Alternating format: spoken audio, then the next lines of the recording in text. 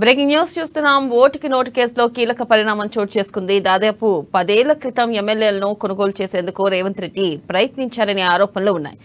ఈ ఓటుకు నోటు కేసులో సుప్రీంకోర్టు తెలంగాణ సీఎం రేవంత్ రెడ్డికి నోటీసులు జారీ చేసింది.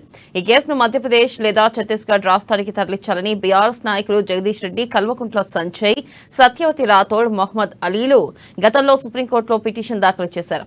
రేవంత్ రెడ్డి తెలంగాణ సీఎంగా ఉన్నందున కేసును ప్రభావితం చేస్తారని, దర్యాప్తు పారదర్శకంగా జరగదనే అనుమానాలను వారు పిటిషన్లో వ్యక్తం చేశారు.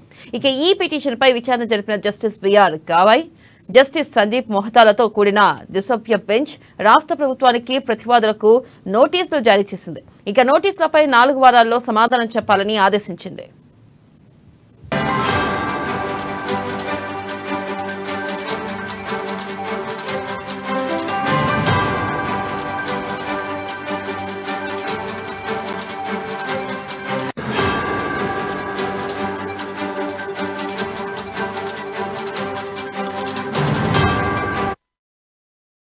బ్రేకింగ్ న్యూస్ చూస్తున్నాం. ఓటుకు నోటు కేసులో కీలక పరిణామం చోటు చేసుకుంది. దాదాపు 10 ఏళ్ల క్రితం ఎమ్మెల్యేలను కొనుగోలు చేసేందుకు రేవంత్ రెడ్డి ప్రయత్నించారనే ఆరోపణలు ఉన్నాయి.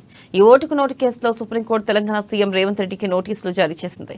ఇక ఈ కేసును మధ్యప్రదేశ్ లేదా ఛత్తీస్గఢ్ రాష్ట్రానికి తరలించాలని బీఆర్ఎస్ నాయకులు జగదీష్ రెడ్డి, కల్వకుంట్ల సంజయ్, సత్యవతి రాథోడ్, మొహమ్మద్ అలీలు గతంలో సుప్రీంకోర్టులో పిటిషన్ దాఖలు చేశారు. ఇక రేవంత్ రెడ్డి తెలంగాణ సీఎంగా ఉన్నందున కేసును ప్రభావితం చేస్తారని, దర్యాప్తు పారదర్శకంగా జరగదనే అనుమానాలను వారు పిటిషన్లో వ్యక్తం చేశారు.